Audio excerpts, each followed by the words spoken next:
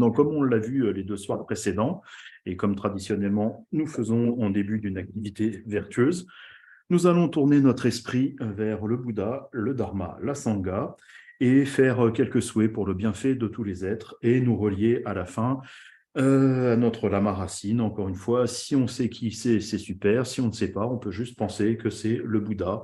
Ou si, pour ceux qui connaissent bien le Karmapa, ben normalement, notre lama racine pour la lignée, c'est sa sainteté, le Karmapa. Donc, voilà. Donc, si vous connaissez les paroles, comme d'habitude, ben, je vous invite à me suivre. Si vous ne les connaissez pas de souci, juste vous vous mettez dans un état de totale détente et de totale présence ouverte.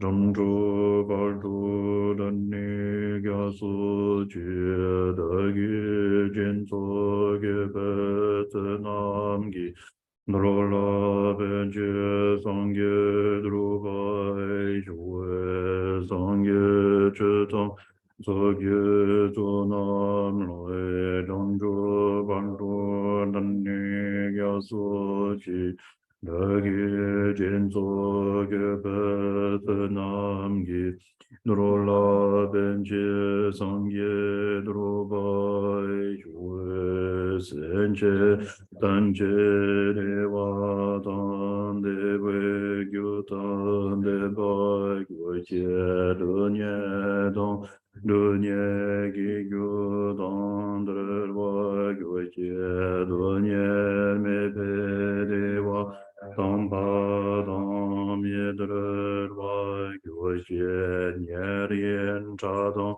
Dandre We Tanyo En Chimbora Ne Bai Gyu Jia Balen Zabe Ramarim Bo Ju Dagi Jiwu Belen Den Chula Gandre Jembe Gunye Jesun De Gusun Togi Nunro Zetu.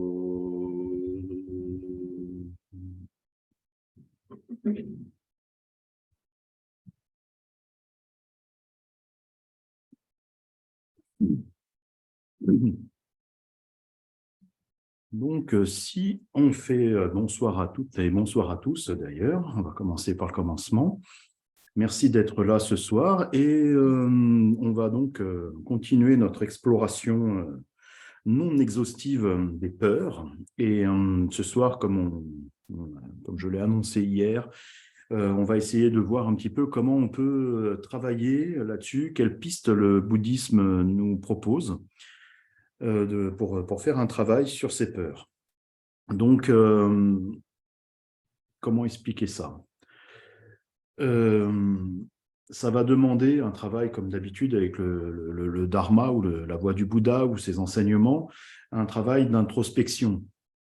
Et après, on va faire un postulat que, en fait, selon qui on est, soit c'est une bonne nouvelle, ce que je vais dire juste après, soit c'est une très mauvaise nouvelle, mais la nouvelle, c'est que quelque part, en fait, dans le grand manuel du bouddhisme, il n'y a pas un point où telle peur se référait, page 327 du livret B, et solution. Ce n'est pas comme ça que ça fonctionne, le dharma.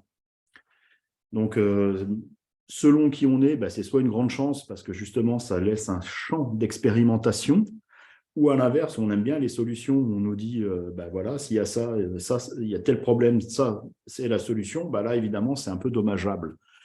Mais quelque part, c'est une voie d'expérimentation.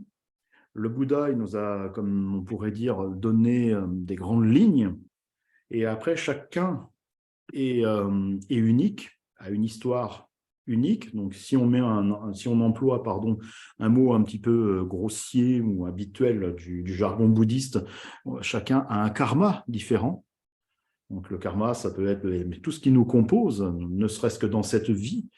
toute l'éducation qu'on a eue, les expériences qu'on a vécues, les gens qu'on a rencontrés, les choix que l'on a faits, les actions que l'on a fait, etc. Tout ça, c'est ce qui nous compose à l'heure actuelle et c'est ce qui fait la richesse de l'humanité. On est tous différents. Donc, vous pensez bien que le Bouddha, il ne pouvait pas trouver pour tout le monde, à un problème donné, une solution. Donc, il nous a donné comme des règles, justement, des règles d'éthique. Pardon. Et ces règles d'éthique, pour les simplifier, en fait, c'est essayer autant que faire se peut de ne pas commettre d'actes, de paroles et de cultiver d'intentions qui vont justement donner des actes et des paroles qui sont nuisibles aux autres.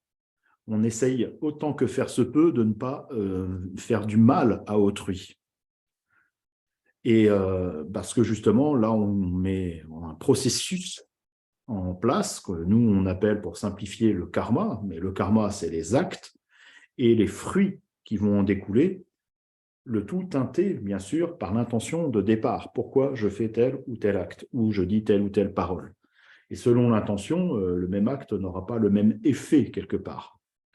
Donc il y a ça. Ensuite, on va voir que justement, ça dépend aussi de causes et de conditions qui ne nous appartiennent pas pour qu'on en ait le plein fruit. Et donc, selon les actes que l'on commet, eh bien, on aura tel ou tel fruit. Et le fruit, pour nous, bouddhistes, l'important, quelque part, c'est essayer d'éviter la souffrance pour nous-mêmes et pour autrui.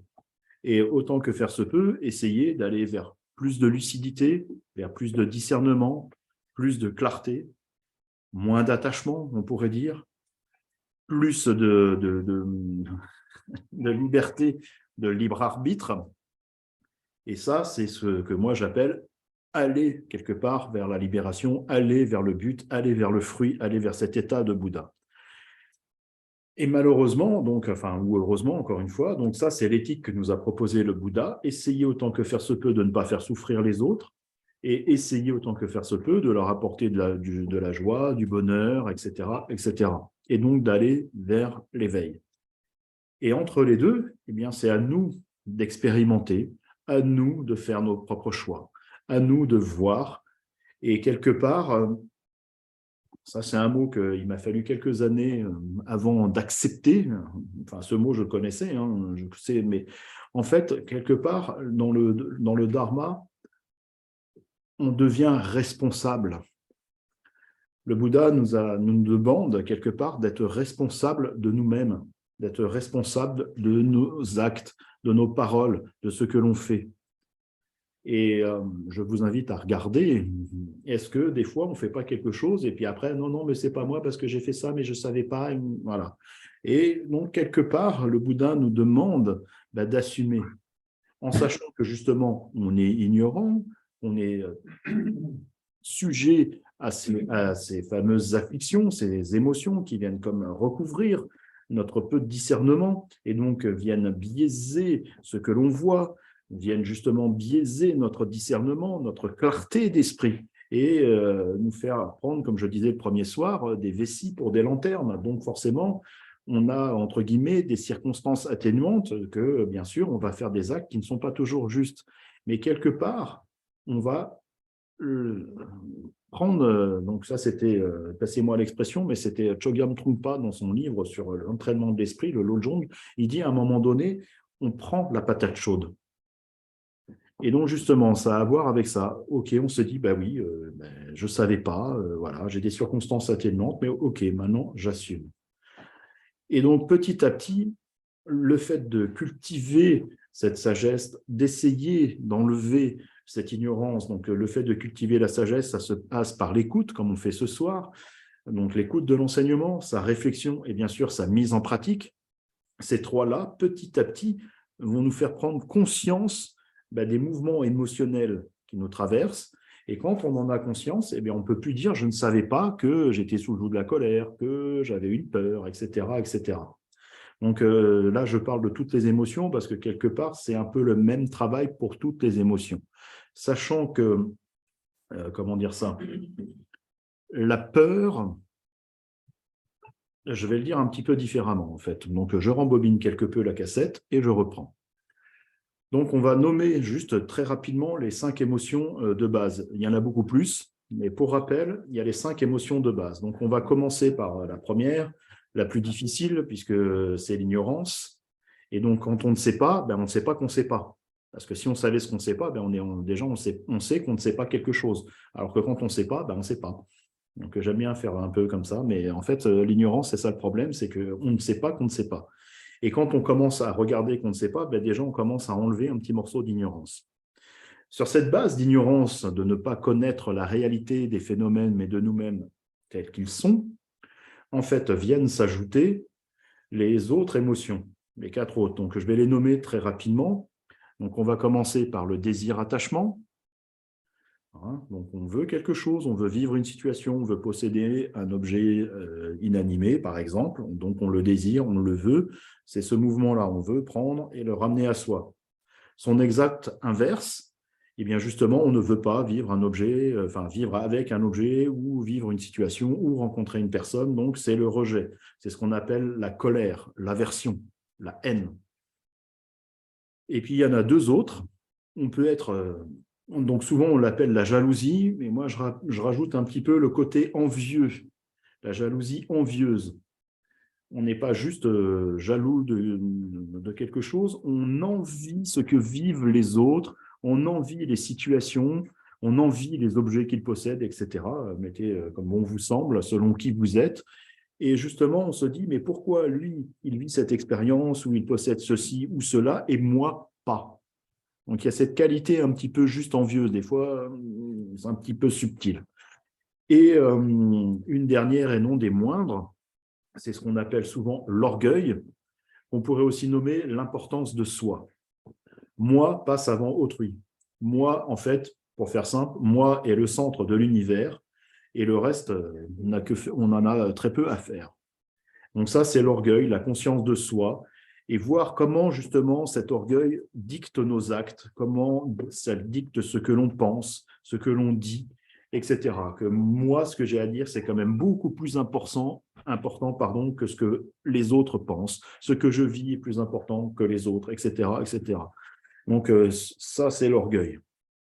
Et j'ai l'habitude de dire, donc c'est pas exactement présenté comme ça dans les enseignements, ça c'est du Bruno. Donc ça, quand je dis c'est du Bruno, il y a les petites lumières qui s'allument. Attention, c'est à prendre avec des pincettes. Mais néanmoins, donc on a ces 5 émotions de base, et on pourrait dire c'est comme un rouage, comme une pièce de mécanique. Et quand on fait un peu de mécanique, on s'aperçoit qu'il faut toujours mettre de la graisse, mettre de l'huile pour que ça tourne bien, pour que ça fonctionne bien, que les rouages soient bien graissés, justement. Eh bien, la graisse des 5 émotions, l'huile qui fait que ça fonctionne à merveille et que quelque part, ça soude ces 5 émotions et qui crée ce qu'on appelle le samsara, le cercle de la souffrance, eh bien, c'est la peur. Souvent, il y a une peur qui sous-tend une émotion. Donc là, ce que je dis, ne le prenez pas pour argent comptant. Encore une fois, le Bouddha lui-même a dit « Oh moine, ne croyez pas à ce que je dis, parce que même l'éveillé le dit, mais expérimentez-le, prenez-le, décortiquez-le. » Et il rajoutait « Vous dites que mes enseignements sont comme de l'or pur. Eh bien, s'il vous plaît, faites comme pour l'or pur.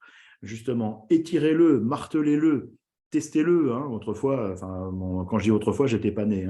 Mais autrefois, pour les pièces en argent, comme ça, on testait si elles n'avaient pas trop de plomb sous la dent. Parce que quand elles faisaient crack sous la dent, c'est que quand elles étaient molles, c'est qu'il y avait trop de plomb et qu'il n'y avait pas beaucoup d'argent. Donc, la pièce ne valait pas la valeur qu'il y avait décrite dessus. Eh bien, justement, testez-le à l'aune de votre propre expérience et voyez si vous êtes en accord ou pas. Si vous êtes en accord, prenez-le pour vous. Et si vous n'êtes pas en accord, c'est soit vous n'avez peut-être pas bien compris, soit je me suis mal exprimé, etc. Donc, creusez, voyez. Donc, par rapport à ces peurs qui sont comme oui, la graisse, qui font que les 5 émotions fonctionnent à merveille, sont bien imbriquées les unes dans les autres, eh bien, voyez. C'est pas, comment dire, ça ne saute pas forcément aux yeux tout de suite.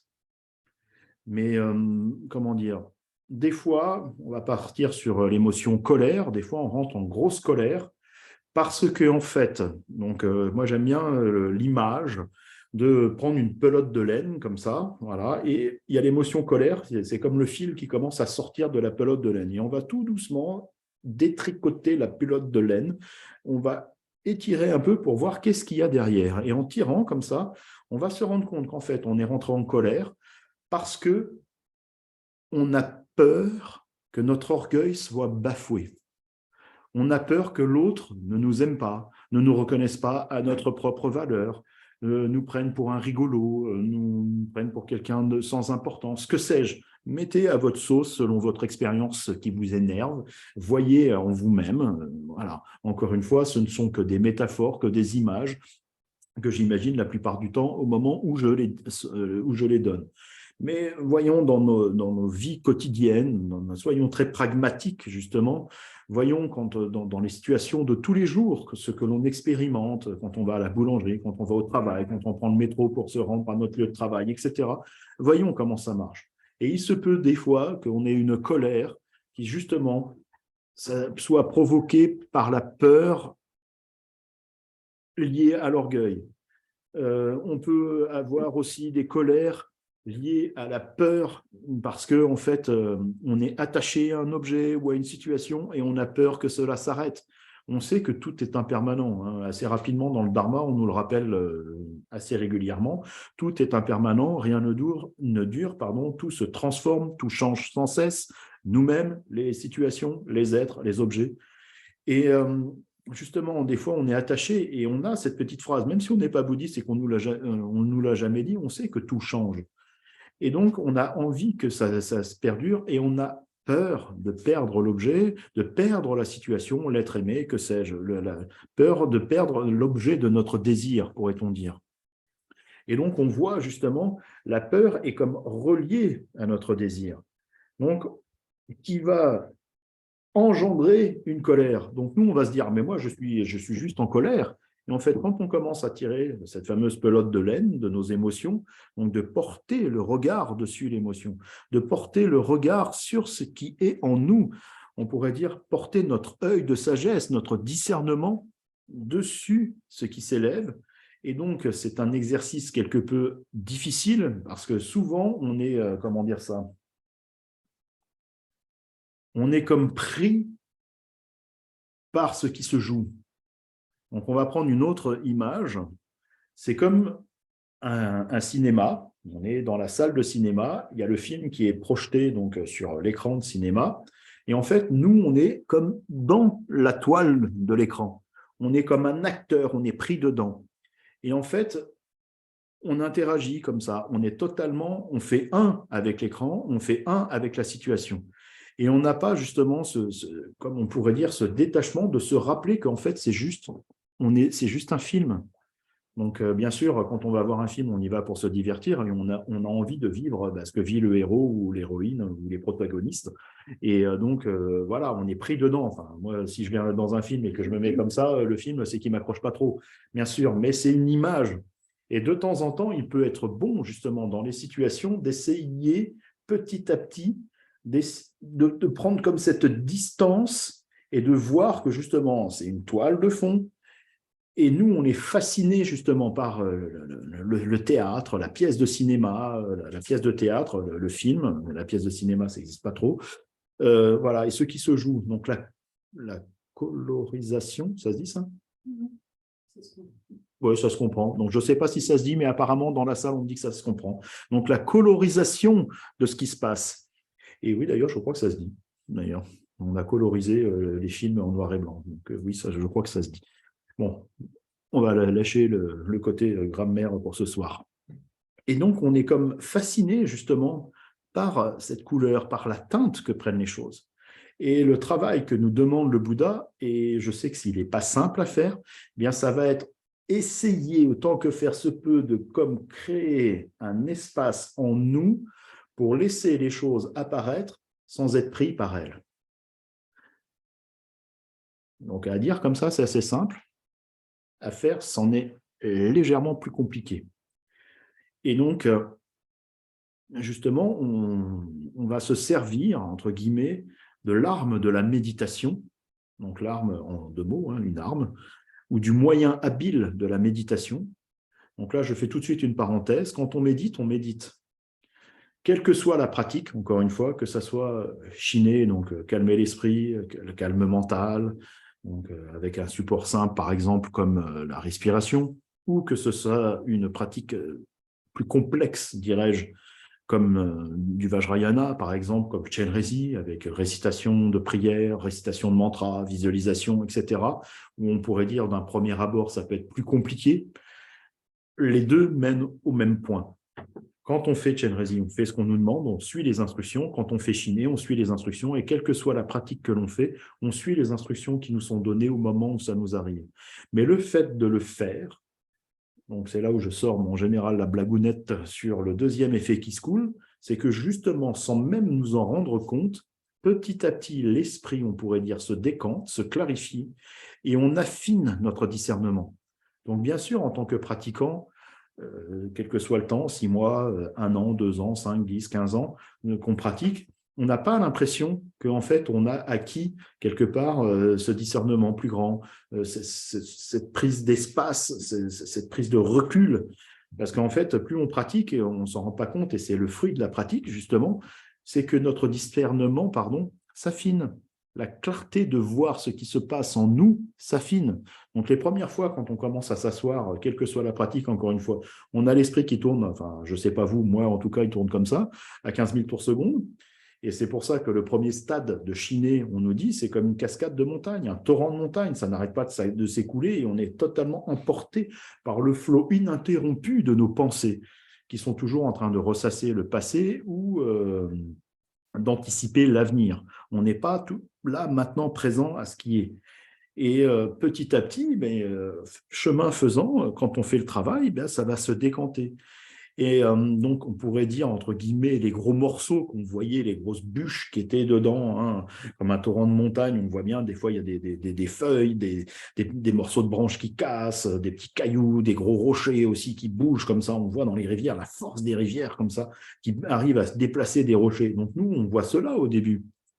Et puis petit à petit, on ne se rend pas compte parce qu'on est toujours dedans en train de continuer à pratiquer et on a l'impression que c'est toujours des gros rochers énormes, comme ça, des gros troncs.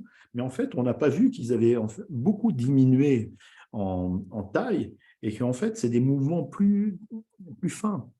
C'est des mouvements qui nous traversaient avant, on n'en avait pas cette perception. Mais nous, on ne s'en rend pas vraiment compte. Et en fait, ça, c'est le fruit quelque part d'une certaine pratique, encore une fois, quelle qu'elle soit, qui justement nous fait prendre un certain recul et voir des petits mouvements émotionnels qu'avant on ne percevait pas. Et bien quand on a ça, là on peut commencer justement à tirer ces échafauds, non pas l'échafaud, la pelote de laine, pardon, donc il y a un autre nom mais je ne vais pas le trouver, qui me fait penser à échafaud, mais non, je ne vais pas le trouver. Donc voilà. Et même si on pense que vraiment, ah ben non, moi je ne le vois pas, je n'ai pas de recul et tout, eh bien des fois, essayez. Et donc, encore une fois, on n'essaye pas quand on médite. On le fait à d'autres moments. Bon, des fois, quand on médite et qu'on a eu, je crois que c'est hier que j'en parlais ou avant-hier, quand on a une grosse colère, il se peut que quand on soit en train de méditer, cette grosse colère apparaisse et qu'on va passer notre session de pratique à se ressasser la colère qu'on a eue avec je prends un exemple, on s'est pris la tête avec une collègue ou un collègue de travail dans l'après-midi, on rentre chez soi, on fait la pratique le soir, il y a de fortes chances qu'on ça tourne en boucle pendant les 10 minutes ou la demi-heure ou l'heure qu'on va méditer. Ah oui, mais quand elle a dit ça, c'est à vous lui dire ça, j'aurais dû lui dire ça, mais en fait, au lieu de lui dire ça, gna, gna, gna, gna, gna. Et justement, bon, vu que c'est là, on va le prendre comme support de méditation et on va se rendre compte que peut-être il y a justement comme cette espèce de recul. Et cette espèce de recul, justement, c'est comme si on allait pouvoir regarder ce qui est, mais au lieu de le voir comme d'habitude avec cette perception-là, on va le regarder un peu comme ça. On va le regarder peut-être un peu d'en haut, d'en bas, sur le côté, etc. Et on va en faire comme un panorama en 3 dimensions et on va se rendre compte que ce n'est pas aussi grave. Et justement, on va pouvoir continuer à tirer le fil, parce que quand je dis ce n'est pas aussi grave, c'est juste, c'était une copine, une retraitante comme ça, qui a fait des années de retraite. Elle a fait 3 retraites de 3 ans, si mes souvenirs sont bons. Et dans une de ses retraites, comme ça, s'était pris la tête avec de ses camarades. Et en fait, elle est rentrée, donc ça, c'était au moment de la pause entre midi et deux. Hein, c'est là où on est tous ensemble, c'est là où, en général, il y a des petits accrochages comme ça qui nous permettent de pratiquer la patience et de voir qu'on n'a pas encore atteint l'éveil malgré qu'on pensait. Et donc, voilà, elle s'était pris un peu la tête. Et donc, à la session de l'après-midi, bah, bien sûr, elle est allée dans sa chambre, elle a commencé la session. Et au moment où on est dans la phase de pratique d'absorption méditative intense, donc de récitation de mantra ou que sais-je, bien sûr, ce qui s'était passé une demi-heure, trois quarts d'heure avant, lui est revenu en pleine tronche. Et elle a passé la moitié de sa session de méditation à se refaire la scène. Et donc, elle était dans un état de colère totalement extrême et tout. Et en fait, à un moment, justement, elle a eu comme ce flash, on pourrait dire, de recul, où elle s'est dit, mais en fait, là, je suis en train de me mettre, passez-moi l'expression, mais la rate en courbouillon. Je suis dans une colère noire, il y a quelqu'un qui rentre dans la chambre, je saute dessus. Et en fait, je suis tout seul. Enfin, elle m'a dit, je suis toute seule dans ma chambre. Il n'y a personne. Ça se trouve, l'autre, elle est tranquille dans sa séance, elle a bien balancé ce qu'elle avait à dire, voilà, elle m'a bien filé les boules, et puis elle a passé à autre chose, quoi. Je suis toute seule là, dans ma pièce, sur mon coussin, en train de m'énerver comme une grande, et il n'y a personne d'autre, quoi. Donc, juste, c'est complètement ridicule. Et justement, elle a eu comme un espèce de lâcher-prise. Et en fait, donc, elle s'est mise donc, l'instant d'avant, elle était dans une colère noire à vouloir tuer la moitié de la planète. Et l'instant d'après, elle a comme lâché et elle a rigolé. Parce que justement, mais c'est un ridicule, quoi. Ça fait 1 heure et demie qu'elle est en train de se dire, oui, mais alors, tu vas voir tout à l'heure, à la prochaine pause, je vais lui dire ça, parce que quand elle a dit ça, gna, gna, gna, gna, gna, et à un moment, mais c'est stop, quoi. Stop. Parce que justement, là, on est au cœur. Là, c'est je souffre. Et quand on est pris sous le joug d'une émotion, alors certaines, c'est plus délicat à le voir, mais la colère en général, je connais peu de personnes qui me disent que quand ils sont en colère avec un marteau dans la main en train de courir après quelqu'un pour lui écraser quelque chose, à coup de marteau, ils sont heureux. Alors, je ne sais pas, peut-être que vous aimez ça, hein, courir après les gens avec des marteaux dans les mains en hurlant des insanités. Mais en général, quand on est dans l'émotion, surtout la colère, on est rarement heureux. Enfin, je connais très peu de gens qui sont heureux d'être en colère, voilà. Et justement, elle s'est dit, mais waouh, je suis toute seule. Je suis dans ma chambre, de ma pièce de pratique, je suis toute seule. L'autre, il est même pas là, quoi. Et je suis en train ben oui, et si on garde comme ça, enfin, sur des années, une colère comme ça, et qu'on la nourrit comme ça, mais ça peut nous provoquer des maladies, quoi. Et donc, elle a explosé de rire. Et puis bon, voilà, je dis pas qu'elle a atteint l'éveil et elle a toujours de la colère. Mais bon, là, elle a vu quelque chose. Ben, c'est de cet ordre-là, de ce que je vous parle.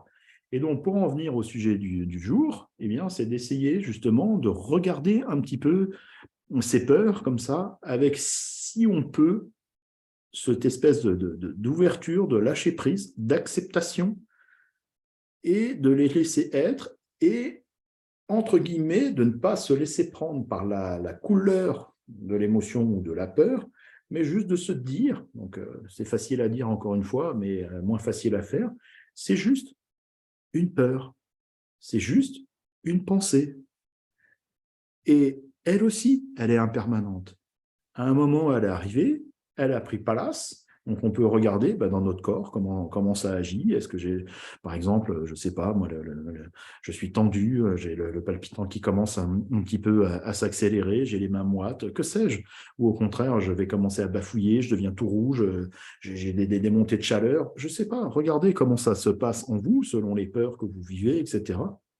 Et donc, là, ça me prend, ok, c'est maintenant, mais si j'en fais rien, si je ne regarde pas la couleur, l'intensité, ce que ça veut me dire, que je le prends juste comme un phénomène comme ça, elle va disparaître.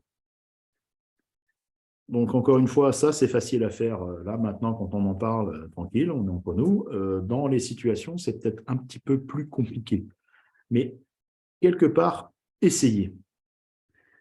Après, il y a d'autres méthodes, on pourrait dire, parce que pour finir sur ce point-là, en fait, quand on la laisse apparaître, la peur, qu'on la voit, qu'on ne suit pas, qu'on n'essaie pas de suivre la couleur justement qu'elle a, en solidifiant, j'allais dire, en cristallisant le message qu'elle nous envoie.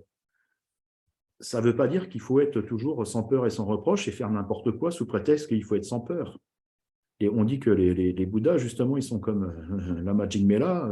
Lama Jigmela, c'est justement, mais c'est coupé, et Jig, c'est la peur. Donc, justement, la Magic Mela, ben, c'est le lama qui est sans peur. Voilà, donc on dit, et je trouve que ça lui va à merveille, la Magic Mela, son nom, parce que pour moi, comme c'est un Bouddha vivant, ben, les Bouddhas, on dit, justement, ils ont totalement tranché les peurs. Ben, vu qu'il n'y a plus d'ego, il n'y a plus de peur. Donc, voilà. Mais on ne nous demande pas forcément d'être des Bouddhas et d'être des sans-peur comme ça. Encore une fois, des fois, la peur est salvatrice. Mais justement, au moment où ça apparaît, où on n'est pas dans une situation dangereuse, hein, comme je vous dis, des fois, ça peut monter juste parce qu'on est en train d'anticiper ou de ressasser le passé. Ça nous vient, par exemple, à un moment où on est dans le métro ou dans les transports en commun, où on marche dans la rue, que sais-je. Voilà. Et tac, ça revient comme ça. Mais à ce moment-là, on peut très bien voir, mais là, maintenant, est-ce que je suis en danger? Non. Voilà. Est-ce que cette peur, elle vient me susurrer des choses à l'oreille comme ça? Est-ce que je peux juste voir qu'en fait, elle arrive, elle dure un certain temps, et si je ne la nourris pas, si je ne l'amplifie pas, si je ne mets pas de bois pour la nourrir, entre guillemets, à un moment donné, elle va disparaître. Donc, encore une fois, c'est facile à dire, c'est moins facile à expérimenter. Essayez, vous verrez. Si vous y arrivez, vous verrez ce qui se passe. Après, on pourrait dire il y a aussi un autre travail qui peut être peut-être plus facile, je ne sais pas, mais ça va être de regarder en face la peur. Donc, selon les peurs, ça peut être plus ou moins facile à faire. Et, entre guillemets, d'oser l'affronter en la regardant en face. Donc là, ça va faire appel à notre discernement, parce qu'il y a, comme je le disais, certaines peurs qui sont instinctives, l'instinct de survie. Hein, donc, on pourrait dire celles-là sont un peu, entre guillemets, bonnes, parce que justement, elles vont nous éviter de nous mettre dans des situations où on pourrait perdre notre vie. Et après, il y a les autres peurs qui peuvent être tétanisantes et d'autres encore plus subtiles, justement, qui viennent bien huiler nos 5 émotions de base. Donc, voilà. Et de ces peurs-là, eh bien, on va essayer juste de les regarder. On va les emmener à la conscience, on va les regarder, et avec le mental, on va juste se dire, OK, je suis en train d'anticiper, on va reprendre l'exemple que j'ai cité mardi de la personne qui a du mal à s'exprimer en public. Voilà, on sait qu'on a ce problème-là. On sait qu'on va devoir parler en public parce que la situation fait qu'on va être sous les projecteurs. Eh bien, justement, on va la regarder et OK, j'ai peur. Mais peut-être, au lieu de me laisser submerger là maintenant tout de suite, alors que c'est peut-être dans 3 jours qu'il y aura le compte-rendu où je vais m'adresser, où je vais devoir prendre la parole en public, maintenant, là, tout de suite, il n'y a rien. Donc, on peut essayer de la laisser comme ça, s'exprimer. Et justement, comme dit le proverbe, alors vous avez vu, j'aime bien les proverbes, hein, les bons vieux dictons, ils ne sont pas tous bouddhistes, mais bon, j'aime bien quand même le bon sens commun, on pourrait dire. Et comme dit le bon sens commun, un homme averti en vaut 2. Eh bien, justement, au lieu juste d'être tétanisé, de se dire « Ah là là, ça va être affreux, tout le monde va me regarder, je vais encore bégayer, blablabla », eh bien, préparons-nous. J'ai un exposé à faire, pour l'exemple que je viens de créer. Voilà, est-ce qu'il est bien? Est-ce que justement, j'en ai pas mis 25 pages, tout écrit à la main, et que je vais pas réussir à me relire? Voilà. Est-ce que j'ai bien mis justement les points, que j'ai bien surligné les points importants, et selon le temps que j'aurai, les développements au besoin ou pas, etc., etc. Donc, est-ce que je me suis préparé? Plutôt que d'être là, oh mon Dieu, ça va être affreux, eh bien, préparons-nous. Voilà. Peut-être qu'on peut répéter une partie du texte, faire comme un jeu de rôle, une mise en situation avec un ou deux collègues, des amis, la famille, que sais-je, avec des gens avec qui on est en confiance et qui vont nous supporter. De toute façon, ils nous supportent quand même, parce que là, ils nous supporteront en train d'essayer de déclamer ce texte, alors que d'habitude, ils nous supportent en disant « Ah là là, ça va être affreux, ils vont tous me regarder, je vais encore bégayer, je ne vais pas m'en sortir, ça va être… » Voilà. Donc, ça les changera un petit peu justement du discours habituel. Donc, voyons ça et essayons de nous y préparer. Et ça n'empêchera pas, entre guillemets, comme dit encore un autre dicton, je suis le roi des dictons. La peur n'évite pas le danger, justement. Donc, préparons-nous, voyons, et quelque part, vu qu'on ne peut pas l'éviter, eh bien, mettons toutes les chances de notre côté, tous les moyens qu'on possède, auxquels on pense, eh bien, pour que la situation se passe au mieux. Et souvent, encore un autre dicton, c'est ce soir, désolé, mais souvent, quand on regarde comme ça et qu'on pose les choses avec un regard, entre guillemets, neutre et factuel, mais souvent, on se fait une montagne des choses, et en fait, comme dit le dicton, c'est juste la montagne qui a accouché d'une petite souris. Voilà, il n'y a rien. On se dit, ah là là, ça va être affreux, puis quand on voit le truc, ah oui, oui, bon, voilà, c'était pas aussi affreux que ça. Donc, à voir. Encore une fois, c'est à expérimenter selon les peurs, etc. Parce qu'après, il y a des peurs certaines qui deviennent, comme on pourrait dire, des phobies ou des angoisses profondes. Et là, c'est certainement plus délicat à gérer. Donc là, il y a aussi des aides, pas forcément bouddhistes, hein, il y a des thérapeutes qui peuvent très bien nous aider.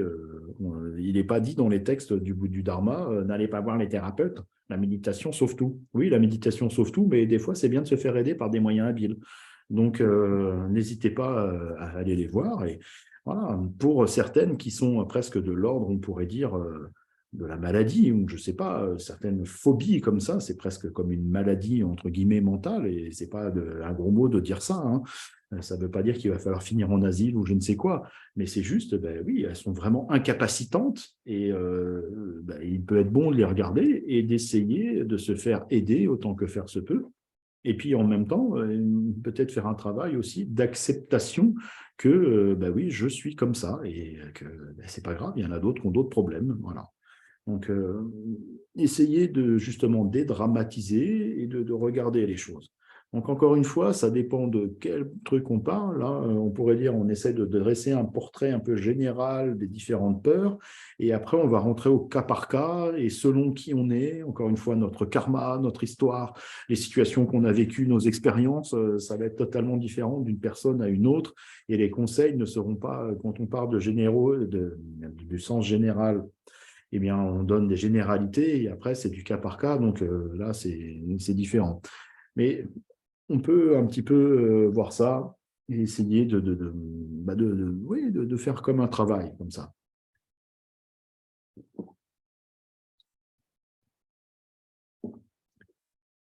Il y a un autre point aussi que je voulais aborder, une autre manière d'aborder les peurs. Euh, qui sont un peu liées aussi. Peut-être, enfin là, ça va être un peu la fenêtre de tir, l'angle de tir, on pourrait dire, passez-moi l'expression. Ça va être un peu comme ça, cette approche liée un peu à la pratique. Mais on peut se rendre compte qu'en fait, on peut l'élargir à d'autres choses. Mais là, on va revenir un petit peu, comme on pourrait dire, à la pratique, à notre pratique. Et des fois aussi, on a des peurs, on a des craintes. Et en fait, les peurs comme ça, moi, ça me fait penser en fait, à ce qu'on appelle l'espoir et la crainte. Elles sont un petit peu intimement liées. On espère quelque chose et on a la crainte que ça n'arrive pas. Ou on a la crainte que ça arrive, que quelque chose nous arrive, et on a l'espoir justement que ça se passe bien. Donc, vous voyez, c'est comme les deux faces d'une pièce de monnaie. Hein. Il y a d'un côté l'espoir et de son envers la crainte. Et il n'y en a pas une, c'est pile ou face, il n'y en a pas une qui est meilleure que l'autre. C'est juste deux faces d'une même monnaie. Et ça a à voir aussi quelque part, pardon, j'ai un chat dans la gorge, avec aussi notre attitude par rapport à la pratique et à nos attentes. Donc là, je ne vais plus parler, entre guillemets, des peurs générales, mais on peut aussi faire un parallèle avec les peurs en général, puisque dans la pratique, on va retrouver aussi ce même fonctionnement.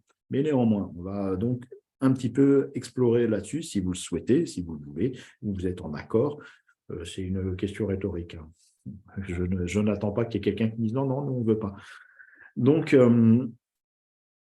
voir que justement, dans la pratique, on est, comme on pourrait dire, en attente de quelque chose et on a la crainte que ce quelque chose n'arrive pas.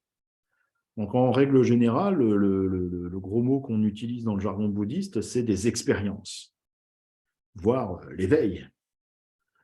Donc, on a l'espoir, et quelque part, heureusement, parce que c'est cet espoir, cette attente qui va nous faire pratiquer, parce que si on est sans espoir, on dit normalement, il faut être sans espoir et sans crainte. Mais si on n'a pas d'espoir, si on ne pense pas qu'on aura comme un fruit, à un moment donné, on se dit à quoi bon faire les choses si on sait que ça ne va rien donner. Normalement, voilà. Mais comment dire ça? Donc, c'est important déjà de voir est-ce que oui ou non on est dans cette situation, parce que peut-être que en fait il n'y a que moi qui pratique depuis 30 ans dans l'espoir d'atteindre quelque chose, et que en fait vous êtes déjà des grands bodhisattvas qui avaient vu qu'il n'était inutile puisqu'il n'y a rien à atteindre, vu que tout est là présent. Et donc en fait je fais l'enseignement pour moi. Voilà, mais il y en a au moins un qui apprendra quelque chose ce soir, moi. Mais si par hasard vous êtes un peu comme moi, que quand vous pratiquez, vous avez une attente, ben, bienvenue au club. On est assez nombreux dans ce cas-là, normalement. Et donc, c'est intéressant de le voir, de se poser, encore une fois, pas quand on est en train de méditer, parce que quand on médite, mais à d'autres moments, quand on a le flash comme ça, quand ça nous prend dans des instants qu'on a, ça peut nous prendre n'importe quand. Et voilà, et on va, comment dire, juste poser le regard et voir un peu qu'est-ce qu'il y a, le regard intérieur quelque part, et puis voir. Et donc, ben, est-ce que oui ou non, on a des attentes quand on pratique? Donc, normalement, oui, on veut justement vivre ces fameuses expériences sans se rendre compte qu'en fait, voir nos attentes est une expérience très précieuse. Et que voir justement, oui, je change de doigt, d'habitude je prends les premiers, mais là j'ai envie de changer un peu, ça me détend les premiers, puis c'est plus poli. Et voir justement aussi les craintes que l'on a, c'est aussi une expérience. Et encore une fois, c'est les deux faces d'une même pièce, c'est très intimement lié à nous, c'est très intimement lié en fait à notre mode de fonctionnement basique, primaire. Souvent, quand il y a moi qui veux quelque chose, il est comme dans l'attente, et moi, à peur, ne veut pas de quelque chose d'autre, que quelque chose arrive, qui va être jugé déplaisant. Donc on voit, on est exactement dans le mode binaire de notre mode de fonctionnement. C'est assez subtil, assez profond, et de voir, ou pas d'ailleurs, mais voir comment on fonctionne, qu'on fait rarement les choses à titre gratuit. On fait les choses dans un espoir qui est quelque chose, un résultat. Évidemment, parce qu'autrement, on ne ferait rien. Et on fait les choses parce qu'on a peur qu'autre chose arrive ou n'arrive pas, ou que sais-je. Donc, regardons ça, essayons de le voir, juste encore une fois, poser le regard. Alors, ce soir, j'ai dit l'œil de sagesse, ça m'a plu comme expression, je vais la réutiliser. Posons notre œil de sagesse intérieure dessus ce point-là. Juste observons factuellement, et autant que faire se peut, ne jugeons pas, ne nous disons pas quand on va voir « Ah là là, mon Dieu, je suis comme ça, c'est affreux ». Oui, on est comme ça, et oui, c'est affreux, mais ce n'est pas grave. Se rendre compte, si vous avez la chance de voir à quel point on fonctionne en mode « j'aime »,« je veux »,« j'espère » et en mode « j'aime pas »,« je crains » et « je ne veux pas », c'est juste super si on s'en aperçoit et de voir toutes les subtilités que ça prend en nous. C'est le plus beau cadeau que vous pouvez vous offrir. Donc, si vous commencez à voir que vous êtes comme ça, au lieu de dire « mon Dieu, c'est affreux, il a raison », réjouissez-vous. Parce que le commencer à poser le regard dessus et à le voir, c'est commencer à travailler dessus et commencer à en sortir. Tant qu'on ne le sait pas, ben on ne le sait pas. Et au moment où on commence à s'en rendre compte, eh bien, il y a un travail qui se fait. Parce que justement, on sait maintenant.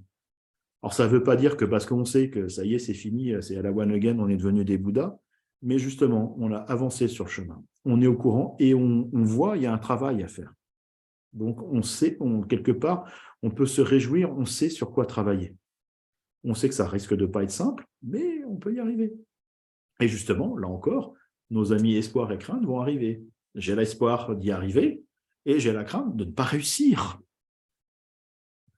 Donc, on peut se rendre compte que cet espoir et cette crainte sont fondamentales et sont totalement ancrés en nous. Et comment dire ça? Justement, c'est important de le voir et essayer autant que faire se peut de ne pas le rejeter, de ne pas se dire non, je ne dois pas être comme ceci ou non, je ne dois pas être comme cela. En fait, pour prendre un autre exemple pour illustrer le propos, quand on voit qu'on est plein d'espoir et qu'on attend quelque chose, un résultat, mais il est important de s'en servir pour aller pratiquer. Parce que si on n'a pas cet espoir d'atteindre quelque chose dans la pratique, eh bien, bon, moi, c'est l'exemple que je prends. Alors, vous prenez l'exemple que vous voulez. Et admettons, moi, je suis sur mon canapé, c'est l'heure qui arrive d'aller faire la pratique. Voilà, à l'heure où moi, j'ai décidé que c'était l'heure d'aller à la pratique. Voilà, je suis dans mon canapé, par exemple, en train de me distraire en regardant la télé. Voilà, je sais que c'est l'heure. Si je n'ai pas l'espoir que peut-être en allant pratiquer, il va se passer quelque chose, bah, je ne me lève pas de mon canapé. Je me dis, bah, à quoi bon, je peux très bien méditer en regardant la télé, j'ai la zapette en main, bloup, bloup, bloup.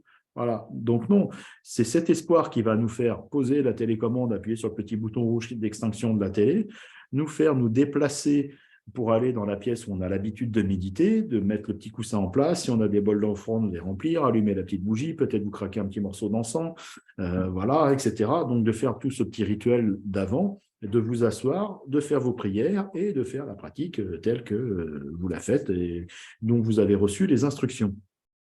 Si on n'a pas l'espoir, on ne va pas le faire. Mais en revanche, au moment où on s'assoit et on commence les prières de refuge du début, les prières d'introduction, il faudrait quelque part lâcher cet espoir, être dans la non-attente. Et c'est extrêmement difficile.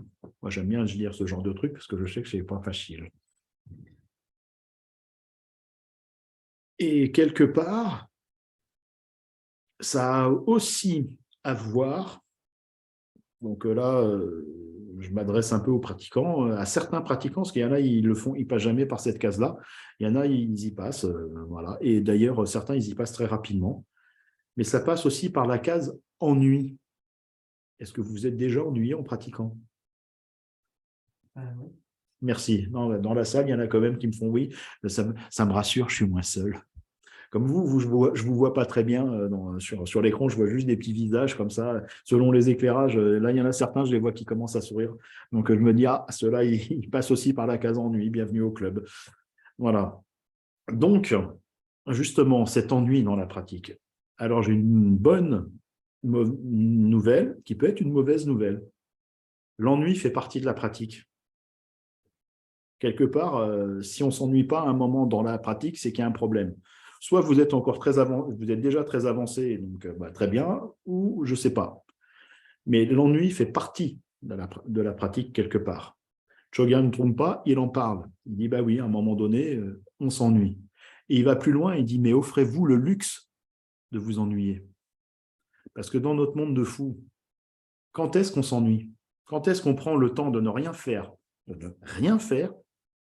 Et je cherche une expression pas trop grossière, donc là, j'en ai pas pour l'instant, mais là, je m'ennuie, mais profondément, quoi, hein, dans le degré d'ennui profond. Là, je suis à plus 15 normalement, l'échelle, c'est 10, bah là, je suis à plus 15, quoi. Donc, ça fait 25. Donc là, c'est l'ennui profond, quoi. Là, genre le truc, je regarde la corde et je me dis, mais pourquoi je ne me la mettrais pas autour du cou? Peut-être qu'il se passerait quelque chose. Vous voyez, c'est de l'ordre de cet ennui-là, quoi, hein, c'est un ennui profond.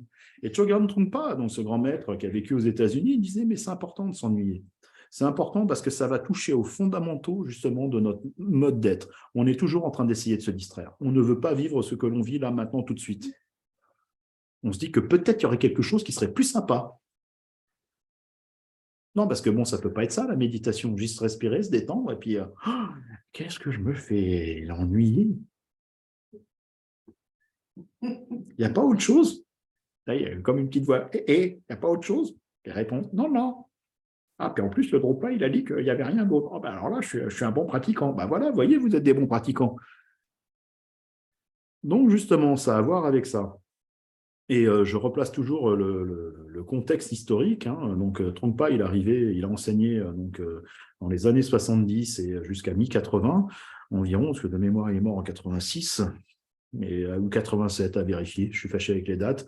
Donc, c'était quand même une période aux États-Unis où on était dans la productivité. Il fallait produire. Et je ne sais pas pour vous, mais moi, souvent, quand j'étais petit, comme ça, bon, mes parents pas trop, mais certaines personnes comme ça, quand ils me voyaient assis en train de rien faire, donc si j'avais une voiturette, là, genre une majorette ou je sais pas quoi, là, en train de jouer, bah là, ça va, je joue. Mais si j'étais assis comme ça à rien faire, enfin, bon, bah, moi, souvent, en fait, je partais dans mon imaginaire. Bon, on s'en fout de ce que je faisais, mais c'est juste l'impression, enfin, l'expression, c'était, mais qu'est-ce que tu fais là? Mais reste pas là comme ça à rien faire. C'est pour montrer à quel point rester là à rien faire, dans ces époques-là, c'était impossible. Il fallait toujours qu'on soit en train de faire quelque chose. Même jouer, c'est important, on fait quelque chose. Mais rester à s'asseoir à rien faire, c'est pas possible. Et voir comment c'est ancré. Alors, je ne sais pas, dans le passé, autrefois, dans les années, je ne sais pas, moi, 1920, voilà, peut-être que les gens avaient c'était un peu différent. Et je vois, par exemple, aussi au Tibet, à l'époque, beaucoup de gens, c'était des nomades, un peu, comme on appelle ça, des pasteurs. Donc, ils emmenaient le troupeau de yaks et de chèvres dans les monts, dans les prairies de haute altitude. Bon, ben voilà, hein, le yak, il y a de l'herbe, il broute, il ne va pas aller courir. Puis en plus, c'est des hauts plateaux comme ça, assez plats où il n'y a pas grand-chose. Donc, bon, ben voilà. Et en fait, on avait cette espèce d'habitude de prendre du temps et de rien faire. Voilà, le troupeau de yak, en fait, il se garde tout seul, quoi. Voilà, le troupeau de chèvres aussi. Hein. Puis en plus, vu que c'est sur des kilomètres où il n'y a rien, donc voilà, s'il y a un loup qui arrive, on va le voir arriver de loin et on pourra intervenir rapidement. Donc, voilà, c'est pour illustrer que peut-être avant, on n'avait pas ça. Je ne sais pas, je ne l'ai pas connu, ou j'en ai pas souvenir dans ma vie de maintenant. Et d'un coup, ce n'est pas pour critiquer la société ou quoi que ce soit, hein, c'est pas du tout, mais dans cette optique-là, mais d'un coup, voilà, il y avait cette idée qu'il faut créer, il faut produire, il faut faire des choses, il ne faut pas rester à ne rien faire. Et mine de rien, ces injonctions, on les a totalement incorporées, et maintenant, rester à rien faire, eh ben, on n'a plus trop l'habitude. Donc justement, quelque part, acceptons l'ennui et voyons que dans cette forme d'ennui, il y a une richesse. Et comme je dis, des fois, quand ça m'arrive, parce que moi aussi, hein, je m'ennuie profondément, quand je pratique, certaines fois, d'autres fois non. D'autres fois, justement, j'ai des émotions qui viennent me ressasser. Donc, bah, voilà, il se passe quelque chose sur l'écran. C'est pas écran blanc, l'émotion, donc c'est coloré. Voilà. Puis des fois, on s'ennuie. Mais en fait, quand on, entre guillemets, donc je dis pas que j'ai réussi, hein, mais des fois, quand on s'ennuie comme ça profondément et qu'on accepte cet ennui, quelque part, c'est comme si on se rechargeait les batteries. On s'ennuie, mais en même temps, il y a comme... Alors des fois, ça ne marche pas, hein, mais des fois, ça marche. Il y a comme une détente profonde. Voilà, waouh, mais qu'est-ce que je m'ennuie. Et puis bon, ok. Et donc, en acceptant cet ennui profond, il y a comme une détente qui vient. Et justement, quelque part, on lâche un peu la crainte. On lâche un petit peu, pardon, l'espoir. J'ai toujours mon chat dans la gorge. On lâche un petit peu notre espoir. Et donc, on reste dans un état un petit peu flottant qui n'est pas forcément sympa au début, qui est lié à l'ennui, où justement, il y a cette acceptation où on se dit, ben, je fais rien, j'ai pas trop d'attente, j'ai pas trop de crainte, et je suis juste là, dans un état flottant, comme ça, entre, justement, entre j'aimerais bien avoir un peu d'espoir qu'il se passe quelque chose et la crainte qu'il ne se passe pas, ou de louper qu'il se passe quelque chose, si jamais il y a une expérience et que je ne suis pas là pour la vivre. En même temps, si c'est nous qui la vivons, l'expérience, il y a de fortes chances qu'on soit présent, vu que c'est en nous que ça va se passer. Et justement, dans cette espèce d'état comme ça, d'ennui profond et d'acceptation de cet ennui, je trouve que des fois, eh ben, ça nous recharge les batteries. On se sent, oui, comme régénéré. Voilà, donc essayez, ça vous fera un espoir de plus. Ah ben maintenant, il faut que je m'ennuie pour trouver cet état d'ennui profond, de détente ennuyeuse où je vais me régénérer les batteries. Donc comme ça vous fera un espoir de plus dont vous n'aviez jamais entendu parler. Merci Bruno. De rien, c'est gratuit. Pour les bons conseils comme ça, vous me demandez, j'en ai plein. Voilà. Et donc là, je vais parler d'un vieux maître que j'ai eu la chance de rencontrer, de suivre quelques enseignements et de recevoir des initiations de lui. Je parle de Genun Rinpoché, donc l'ancien.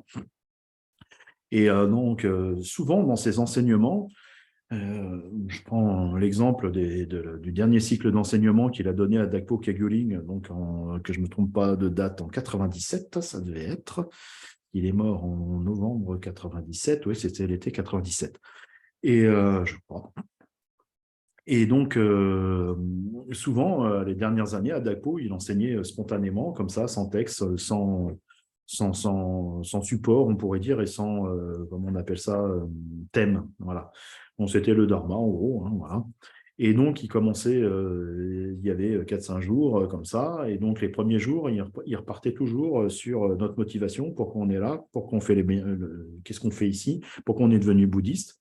Bien sûr, ça, c'était les questions. Et après, la bodhicitta. Et après, il reparlait tout le temps, tout le temps, tout le temps, tout le temps, tout le temps, et tout le temps, des 4 pensées qui détournent l'esprit du samsara. Donc, il commençait à dire, bon, ben voilà, vous êtes tous là, vous avez tous le précieux corps humain, parce que si vous êtes là, vous êtes quasiment tous bouddhistes. Donc, on a tous le précieux corps humain. Donc, il parlait bien sûr des maîtres, de la richesse du dharma, de sa préciosité, et de sa rareté, que c'est rare justement de trouver des maîtres qualifiés pour nous guider, etc. Donc, bon enseignement là-dessus. Et puis, le lendemain, en général, il passait la journée entière à nous parler de l'impermanence et de la mort. Donc, comme nous, on était un peu ignorants et un peu bébêtes à l'époque, on se disait, ah bah oui, lui, il est vieux, donc il a vu arriver. Et parmi toute la bande de jeunes, en fait, il y en a qui sont morts depuis fort longtemps, et certains même avant lui, d'ailleurs. Pour vous dire qu'on était vraiment des neuneux à l'époque. Mais justement, l'impermanence et la mort. Et ça, c'est un sujet important. Il faut toujours y penser, même s'il y a des peurs qui s'élèvent, laissez-les s'élever. Je pense qu'il est sain de regarder ces peurs, d'oser les regarder comme ça par rapport à notre disparition et cette peur de la non-existence dont nous allons continuer un petit peu à parler juste après. Après, il nous parlait bien sûr de la loi du karma et des mots MAUX du samsara en nous disant en substance et en une phrase, il n'y a pas d'endroit sans souffrance en samsara. Le samsara est par essence souffrance. Donc, n'essayez pas de trouver un coin tranquille, un petit paradis où vous allez vous planquer en disant non, mais ici tout va bien. Ça, c'est le monde des dieux et même si ça dure de très très longtemps, à un moment donné, ça va s'arrêter. Sachant que nous, on est des êtres humains, le très très longtemps, ça sera qu'une vie humaine. Hein. Et à un moment donné, il y a notre bonne vieille copine maladie et vieillesse qui vont se faire sentir. Donc, certains ne passent pas par la case maladie, mais en tout cas, la case vieillesse, on va l'avoir. Et c'est jamais très sympa. Quand on commence, ça commence par donner le temps. Hein. Moi, je suis devenu un bon baromètre. Je sais exactement quand est-ce qu'il va pleuvoir, quelle va être l'intensité du vent, tout ça. Bon, je pensais que ça serait un peu plus tard que ça arriverait. Bon, c'est maintenant déjà. Sympa la vieille étude. Et on se dit, ce n'est que le début de la décrépitude. On va voir ce qui nous attend. Voilà. Et donc, justement, les mots MAUX du samsara. Et une fois là-dessus, il disait, quand on a bien réfléchi à ça, on se dit justement qu'on veut sortir du samsara soi-même et tous les êtres. Et il disait, en fait, mais le chemin, il est très facile. Parce que quand on a réfléchi au cycle défectueux du samsara, quand on a vu la loi du karma, quand on a vu l'impermanence et la mort, quand on a vu que justement, nous, on a la chance d'avoir un précieux corps humain libre et bien pourvu, doté des qualités et des richesses, qu'est-ce qu'on fait? Donc, si on ne l'a pas fait, on fait pour la première fois avec la cérémonie. Et si on l'a déjà fait, qu'on a pris refuge, eh bien, on reprend à nouveau. Mais avec toute cette richesse, toute cette connaissance, et on se tourne donc justement vers le Bouddha, Dharma, Sangha. Et Gengyun Rinpoche, il disait, mais en fait, en faisant ça, il dit souvent, on fait comme des prosternations. Hein, pendant la cérémonie de prise de refuge, on fait 3 prosternations comme ça, face à l'autel, face au Bouddha, qui sont imaginés face à nous. Et il dit, en faisant ces 3 prosternations, en fait, on va donner, on va offrir notre corps, parole et esprit à tous les Bouddhas, tous les Bodhisattvas, au Dharma et à la Sangha. Donc il disait, mais c'est extrêmement simple, le Dharma. Parce qu'en fait, quand on prend refuge, donc si vous ne l'avez pas fait au moment de la prise de refuge, ne vous inquiétez pas, vous pouvez le faire tout de suite, il n'y a pas de problème. Donc, quand on prend refuge, on donne notre corps, parole et esprit au Bouddha, au Dharma, à la Sangha, et puis lui rajouter toujours au Lama qui personnifie tout ça. Donc, on l'offre au Lama. Donc, ça peut être Jigme Rinpoche, Karmapa. Hein. Voilà, on offre au Lama, comme ça, notre corps, parole et esprit. Et il dit après, pourquoi s'en faire? Ça ne nous appartient plus, puisqu'on vient de l'offrir. Donner, c'est donner, reprendre, c'est voler. Oui, encore une petite... c'est histoire de vous réveiller, de vous tenir un peu sur le fil. Et donc, vu que ça ne nous appartient plus, qu'on l'a donné au Bouddha et au Bodhisattva, à notre maître, en fait, il dit on devient un instrument en leurs mains pour faire le bienfait de tous les êtres. Et qu'est-ce que nous demande notre maître de faire? Qu'est-ce que nous a enseigné le Bouddha? Pratiquer la méditation. Donc, il dit, vu que notre corps ne nous appartient plus, vu que notre esprit ne nous appartient plus et encore moins notre parole, on nous dit, va t'asseoir, donc on s'assoit, commence à pacifier l'esprit, et il dit, et on est totalement sans attente, puisque ça ne nous appartient plus. Quoi qu'il arrive, ce n'est pas à nous que ça va arriver, c'est fait pour le bienfait de tous les êtres. On est l'instrument, l'outil dont se servent les trois joyaux pour accomplir leur œuvre pour le bienfait de tous les êtres. Donc, on nous demande de nous asseoir, eh bien, on s'assoit. Justement, vu qu'on n'a plus cette crainte liée à nous-mêmes, nous ne fait plus partie de l'équation, il dit on est totalement détendu. Vu que notre corps, parole, esprit ne nous appartiennent plus, c'est ça qui empêche justement l'arrivée des expériences. Et à ce moment-là, alors là, en général, il était mort de rire quand il disait ça. Et alors à ce moment-là, vu qu'on n'a plus aucune crainte pour nous-mêmes de louper quelque chose, d'espoir d'atteindre quelque chose, eh bien juste, on se détend et naturellement va émerger ce qu'on appelle le Tathagata Garbha. Donc, je le redis, le Tathagata Garbha. Oui, je me suis entraîné vachement pour arriver à le dire sans bégayer, donc j'en suis assez fier. Donc, je vous le refais une troisième fois, le Tathagata Garbha, ce qu'on appelle la graine d'éveil. Et on dit la graine d'éveil, elle est contenue en potentiel dans tous les êtres, que ce soit, alors, il n'y en a pas ce soir, mais le petit moustique, la petite mouche, la petite fourmi, tous les êtres humains, j'ai dit tous les êtres humains, donc oui, même les pires êtres humains, eux aussi possèdent le Tathagata Garbha. Et oui, des fois on se demande, mais oui, ils le possèdent. Un petit peu d'équanimité quand même. Et donc justement, on compare ce Tathagata Garbha comme à un joyau, comme à un diamant qui serait recouvert momentanément, sachant que le momentané, ça fait longtemps et ça peut encore durer très longtemps, mais qui est comme un diamant, justement, totalement recouvert par une gangue, comme les diamants, de pierres, de terre, de mauvaises pierres, entre guillemets, qui recouvrent le diamant. Mais une fois qu'on a chopé le diamant, alors nous, on ne le voit pas, parce que justement, il est recouvert. Mais ceux qui savent, dans les mines, ils voient la gangue, ou la gogue, ou je ne sais pas comment on peut appeler, qui recouvre le diamant, et ils savent qu'à l'intérieur, il y a un super diamant. Et ils vont faire le travail, justement, d'extraire, d'enlever petit à petit, de tailler avec les petites machines, etc., avec l'eau et les zzz, comme ça, quand on voit chez les joailliers. Et qu'est-ce qui va apparaître? Eh bien, la pureté initiale du diamant. Mais ce n'est pas parce que le diamant il a été recouvert pendant un temps immémorablement long par cette gangue, ce voile, lui, sa pureté, elle est toujours là. Elle est totalement pure, totalement intacte. Et ça, justement, c'est ce qu'on appelle la graine d'éveil. C'est une métaphore. On dit aussi, c'est comme le beurre qui est contenu dans le lait. Donc, on est tous du lait. Alors, voilà, vous ne savez pas, mais vous êtes du lait. Et dans ce lait, il y a le potentiel de beurre. Et si on ne fait rien, eh bien, le lait va passer et puis on va mourir. Donc, le lait va cailler et on va devenir, il y aura plein de champignons dessus et puis, hop, on va disparaître, retour à la terre. Par contre, si en se servant des moyens du dharma, on commence à barater le lait et surtout la crème, et qu'on barate et qu'on barate et qu'on barate et qu'on barate, eh bien, qu'est-ce qui va apparaître? Les petits cristaux de beurre qui sont totalement présents dans le lait. Et de même que l'image avec le diamant, eh bien, on va s'apercevoir que en fait, cette fameuse graine d'éveil, ce Tathagata Garbha, il est présent en nous. Et une de ses grandes qualités, c'est qu'elle est autoconnaissante. Et le seul petit problème, qui empêche l'apparition de son autoconnaissance, c'est nous. C'est moi. C'est moi, je. Et Gendun Rinpoche, alors là, il était encore plus mort de rire. Donc, des fois, c'était limite à le tenir pour pas qu'il tombe du trône. Tellement il était mais mort de rire, quoi, parce qu'il disait, ben oui, voilà, tant qu'il y a moi qui espère que l'éveil arrive, tant qu'il y a moi qui craint que l'expérience n'arrive pas, ben ça, c'est un voile subtil ou pas qui empêche l'émergence de l'autoconnaissance du Tata Gata Garbha. Et il dit, c'est très facile de méditer, il n'y a rien à faire.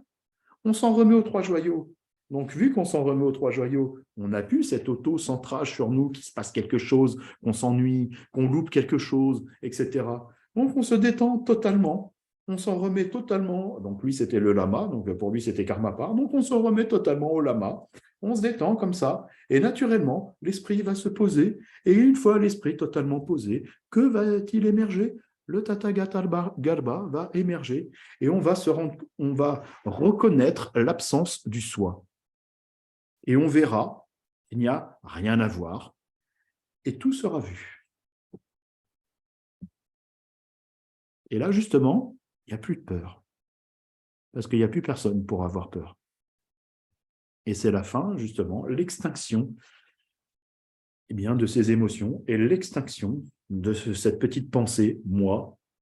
Et quand moi arrive, il y a toutes les autres avec. Il y a la peur, justement, et c'est pour ça que je vous ai dit, on va en parler de cette peur existentielle, parce que des fois, en méditation, sans aller jusqu'à reconnaître qu'il n'y a personne qui voit, c'est un peu schizophrénique comme truc. C'est pour ça qu'on dit c'est hors concept. Rien d'en parler, je commence à avoir les nœuds dans l'esprit qui apparaissent. Je ne vous explique pas, alors vous qui écoutez, parce que justement, c'est un peu schizophrénique, parce que il y a quand même quelque chose qui regarde, qui voit qu'il n'y a rien à voir. Mais il y a bien quelque chose qui voit qu'il n'y a rien à voir. Mais en même temps, il n'y a rien à voir. Et tant qu'on ne l'a pas vu, on ne le sait pas. Et donc, des fois, sans aller jusqu'à cette expérience qu'on appelle la reconnaissance de la nature de notre esprit, sans aller jusqu'à là, des fois, on pourrait dire on a comme des flashs. Donc, en général, là, on emploie un vocabulaire de luminosité. On a des flashs lumineux. Alors, je ne sais pas si c'est lumineux de voir qu'il n'y a rien à voir, j'en sais rien. Mais dans les textes, on parle de luminosité. Et donc, justement, parfois, quand tout est réuni, qu'on s'est bien suffisamment ennuyé et qu'on a bien accepté l'ennui et qu'on lâche justement cette attente et cette crainte, des fois, on a comme un petit flash, on pourrait dire, c'est comme si on était sur un bateau, donc le bateau du samsara, comme ça, et on nous a parlé vaguement que loin là-bas, quand on aura bien ramé longtemps, eh bien, il y a une île. Mais pour être sûr d'être bien guidé, il y a un phare. Donc, on est dans les tempêtes du Samsara. Donc, c'est un océan comme ça. Il y a des creux de 25 mètres. Nous, on a une toute petite barcotte de rien du tout, comme ça. On a des rames et on rame. Et des fois, comme ça, on monte comme sur une vague, comme ça. Et là, on nous a parlé pendant des années qu'effectivement, pour reconnaître l'île, en fait, il y a un phare. Et que ce phare, il envoie une lumière. Et bien là, d'un seul coup, comme ça, on ne sait pas trop pourquoi, à un moment donné, un moment d'inattention où on aurait lâché prise, peut-être, on est en haut d'une vague comme ça, et hop, on va voir une lumière là-bas, loin. Et on se dit, ah, ben ça peut être ce phare. Donc tout ça, c'est des métaphores. N'allez pas n'allez pas nous envahir en Bretagne avec des barques pour aller voir les phares de Bretagne. On a suffisamment de monde en Bretagne et c'est très dangereux en ce moment. Il y a des gros creux et les barques, elles coulent. Donc n'allez pas mourir en mer en cherchant le phare de l'éveil. Il est en vous, le Tathagata Garbha, c'est en nous. Non, parce qu'après, les gens ils vont dire oui, alors c'est à cause de Dropla Bruno, il a dit qu'il fallait prendre des barques et partir en Bretagne. Non, je n'ai pas dit ça, justement. Et donc, pour reprendre ma métaphore, donc, on est en haut comme ça, ou en bas. Moi, je situe en haut parce que j'ai l'impression qu'un phare, on le voit mieux quand on est en haut que dans un trou, mais ça peut être en bas, on s'en fiche. Et justement, on a cet éclair de luminosité qui nous montre le chemin. Et en fait, au moment où ça arrive, donc on pourrait dire on a comme un moment, c'est une expérience, ça ne va pas durer, mais on a un moment, on pourrait dire comme de non-conceptualité, et l'instant d'après, donc qui peut durer un certain temps, mais le ketchik d'après, en général, il se peut je vous invite à regarder si vous avez la chance d'apercevoir la lumière dans la nuit, il se peut justement qu'il y ait une peur qui émerge, et cette peur est liée à la non-existence. Parce que d'un seul coup, je n'ai pas dit qu'on était rendu, parce que on pourrait dire ça, c'est comme des expériences, hein, on s'approche de la lumière, on vient de voir la lumière, ça fait des années qu'on nous bassine que oui, il y a une lumière, ben là on vient d'en avoir, oui, il y a la lumière, mais à l'instant d'après, la vague, elle est retombée. Mais on a vu la lumière.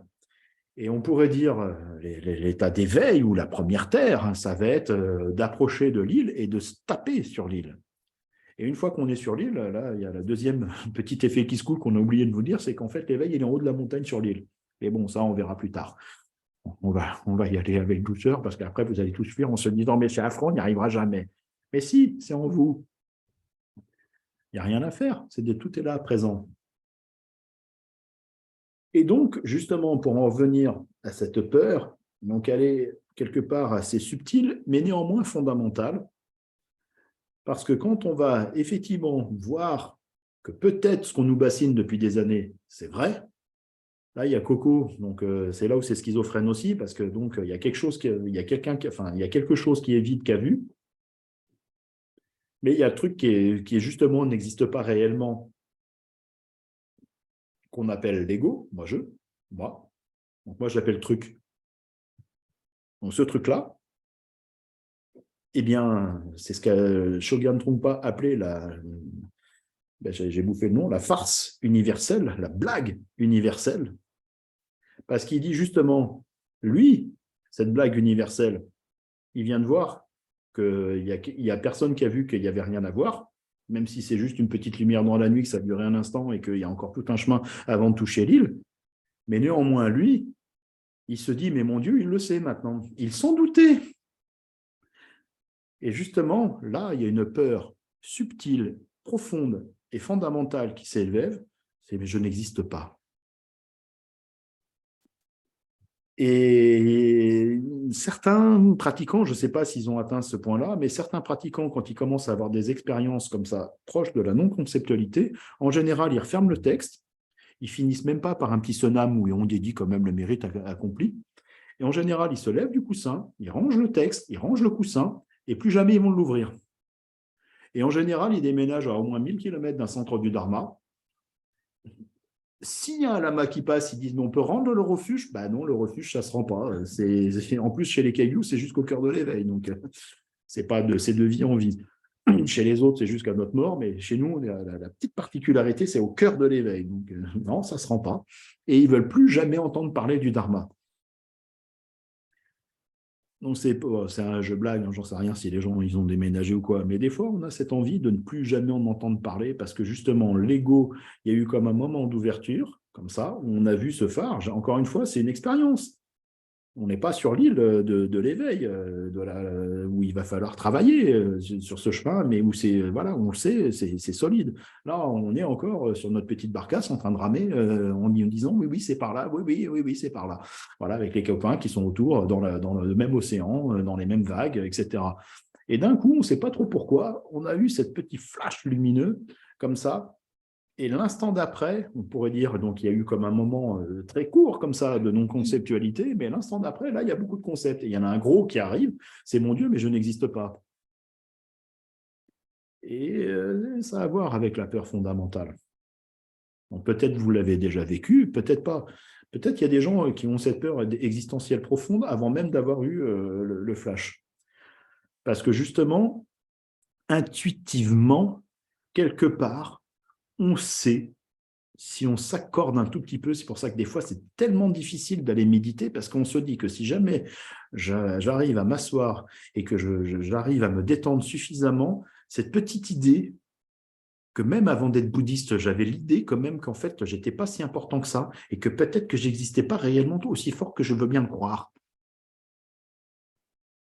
Parce que justement, ce petite idée comme ça qui pousse un peu là, et qu'on essaye par tous les moyens de surtout là, leur mettre un gros couvercle dessus, et que l'idée ne prenne pas trop de place, on l'écrase justement en devenant un productiviste intensif, en ne laissant aucun espace possible d'exister, en bouchant notre vie, en remplissant notre agenda de tout un tas de trucs. Donc, je ne dis pas qu'il ne faut pas remplir son agenda, hein.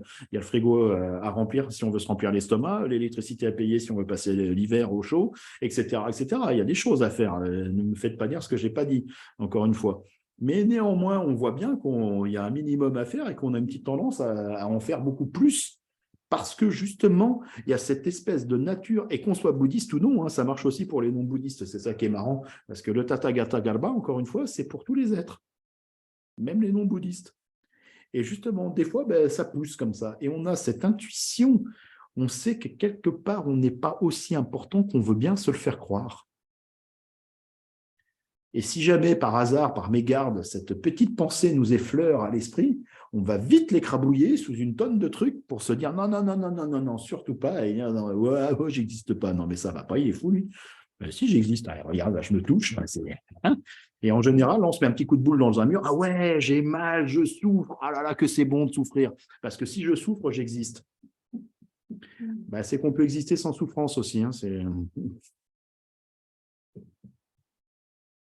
et on n'existe pas réellement. Enfin bon, on va arrêter avec ça, parce que ça va faire des nœuds aux gens. Et là, je sens poindre quand même une petite peur aussi. Se dire, mais peut-être qu'il a raison, cet idiot-là, qui n'arrête pas de faire des grimaces depuis 1 heure devant la caméra. Donc, justement, essayons de voir, essayons de laisser poser. Et si je ne mets pas ce bouchon-là, ça ne va pas aller. Parce qu'il y a 2 bouchons sur le thermo, ça en fait un trop. Et quelque part, essayons de se détendre. C'est pas très grave et voyons un petit peu ce qui veut s'élever. Et quelque part, essayons de laisser ce Tathagata Garbha, cette graine d'éveil, arriver, pousser comme ça. Essayons, voyons. Qu'est-ce qu'on risque? D'atteindre l'éveil. Donc, essayons justement de nous ennuyer quelque peu. Voilà, c'est pas très grave. C'est bon de s'ennuyer, c'est important. Mais en plus, j'ai vu, enfin, c'était pas du tout. Alors là, c'est une petite parenthèse comme ça, mais en fait, je sais plus où j'ai lu ça quelque part, mais en fait, il disait que c'était important dans la construction des enfants. C'était un peu par rapport au danger de les mettre devant des tablettes, des téléphones. Voilà, parce qu'il disait déjà avant, il y avait la télé, mais maintenant, avec les téléphones, c'est encore pire, ils jouent, ils regardent des films, etc. Et il disait que c'était important pour la construction des enfants de les laisser, en fait, quelque part s'ennuyer. Alors, eux, ils ne disaient pas que c'était ennuyeux parce qu'ils allaient atteindre l'éveil. C'était pas pour ça, mais que justement, en fait, ça leur développait leur côté imaginatif. Quand un enfant s'ennuie, en fait, il y a son côté créatif, imaginaire. Hein. Souvenez-vous, quand on était petit, on vivait dans des mondes différents, etc. On imaginait plein de trucs, on a une imagination débordante, et que justement, le fait, quelque part, de les empêcher de s'ennuyer, ça coupe leur créativité. Bon, voilà, petite parenthèse fermée. Je ne sais pas si c'est vrai, je ne suis pas un expert en pédopsychiatrie et en formation de la psyché enfantine. Voilà, c'était juste une petite parenthèse. Est-ce que vous avez des questions? Oui, j'aime bien changer de coq à l'âne comme ça, sans préambule. Alors, désolé de vous réveiller. Donc, je regarde la salle en premier. Est-ce que dans la salle, vous avez des questions? Ah oui, ça fait réfléchir, quoi, en fait. Ça interpelle. Vas-y, caresse-moi dans le sens du poil, Non, j'adore ça. je suis sérieux, comment? Non, je ne plaisante pas. Oui, oui, je sais, mais moi, j'en plaisante. Voilà, c'est vrai que... Plein de gens entendent aussi. Pardon? Oui, oui, oui, ça y est, j'ai compris, oui. C'est même pas important, c'était quoi le mot? Irremplaçable, indispensable. Voilà. Donc, dans la salle, parce que comme elle n'a pas parlé très fort, je parle pour elle, j'espère à haute et intelligible voix. Elle a dit les cimetières sont remplis de gens indispensables. Voilà. Est-ce que vous, sur l'écran, vous avez des partages, des questions à poser? Comme ça me laisse le temps de boire ma tasse. Donc, Oui, n'oubliez pas. Bruno. Ah, pardon, il y a quelqu'un. Vas-y, vas-y. Oui, Bruno, donc, bon, tu as parlé de l'ennui pendant la méditation. Donc là, c'était pour moi, c'était assez clair. Donc, je vais continuer à m'ennuyer.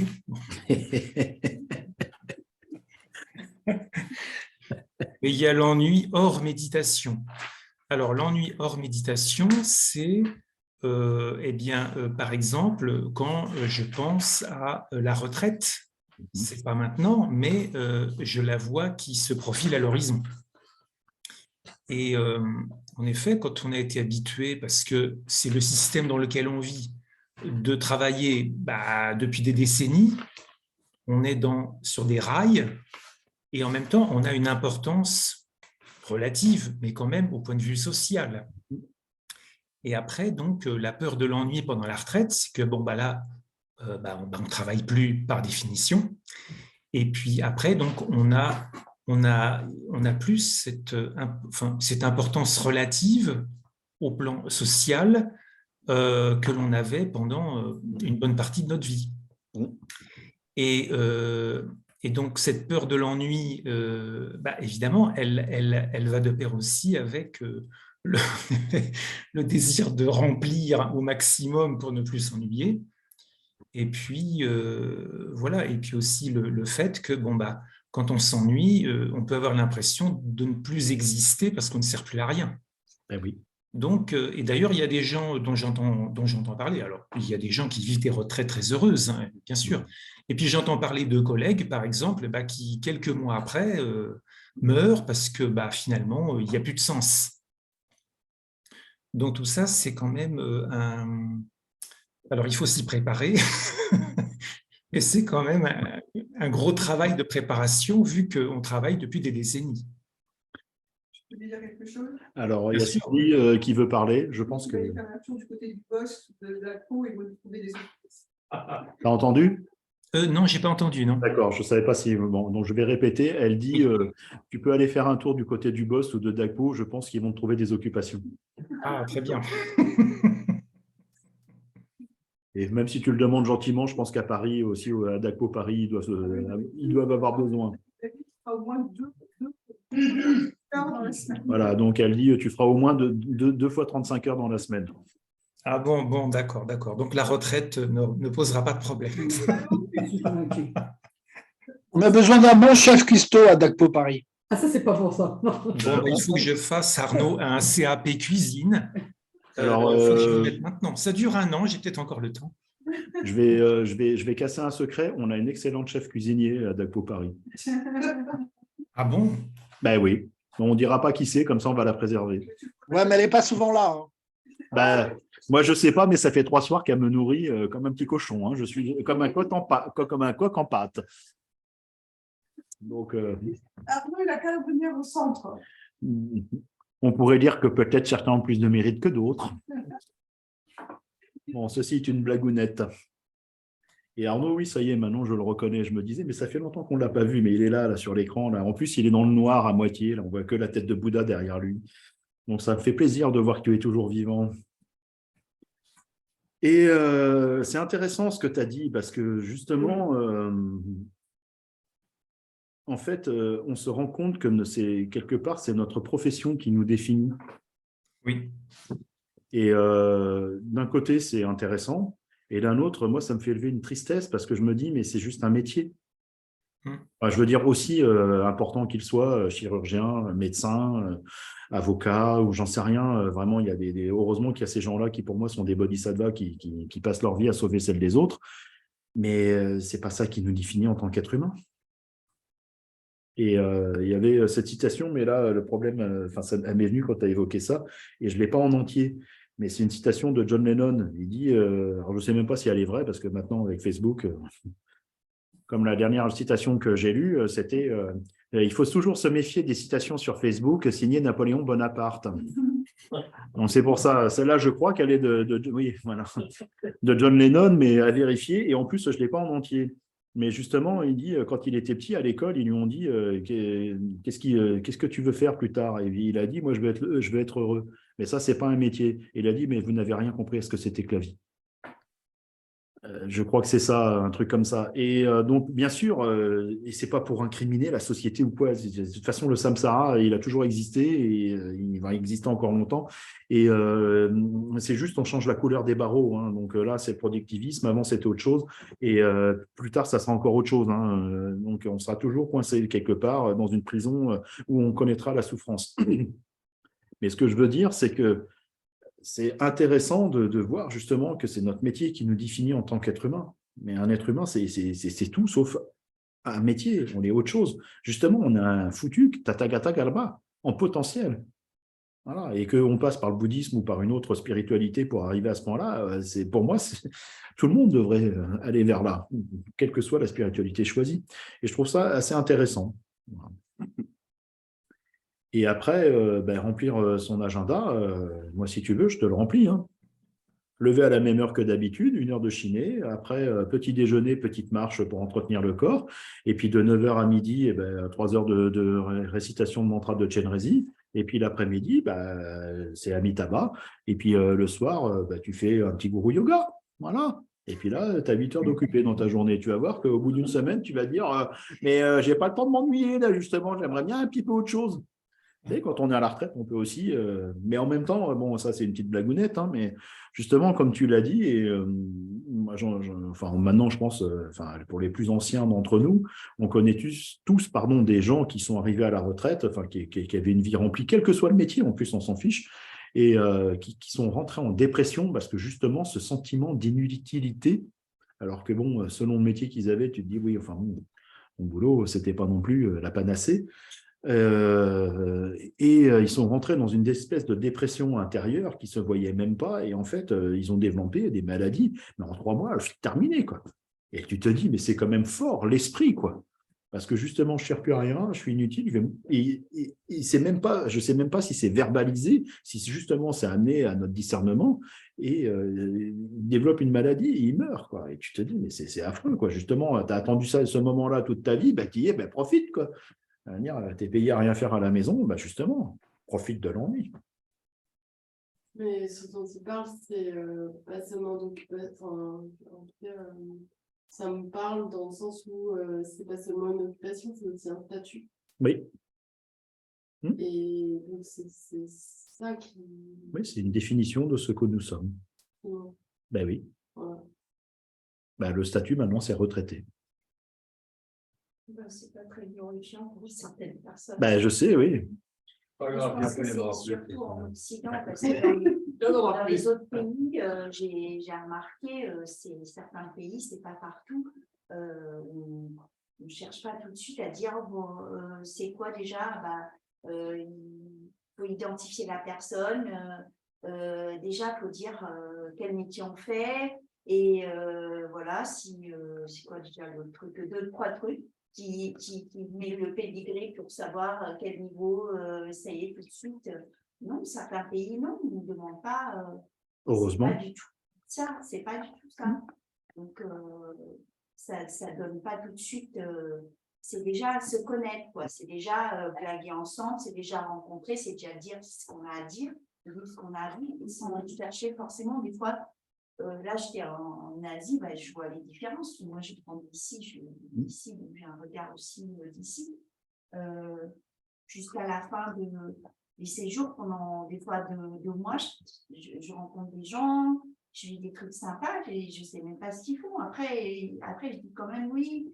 Qu'est-ce que tu fais pour t'occuper la plupart du temps, qui t'aide dans la vie, ou qu'est-ce que tu fais pour savoir un peu plus. Mais sinon, pas forcément, c'est pas chercher. Et puis des fois, quand on parle, il n'y a pas le jeu. C'est-à-dire, le mot, c'est aller, aller quelque part.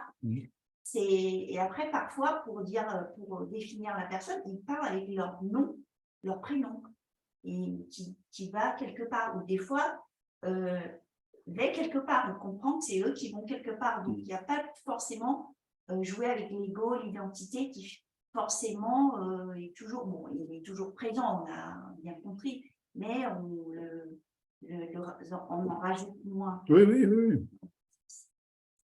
Et bon, après, de toute façon, comme a blagué Marc, Les retraites, dans quelques temps, il n'y en aura plus. Donc, comme ça, la question ne se posera plus. Voilà.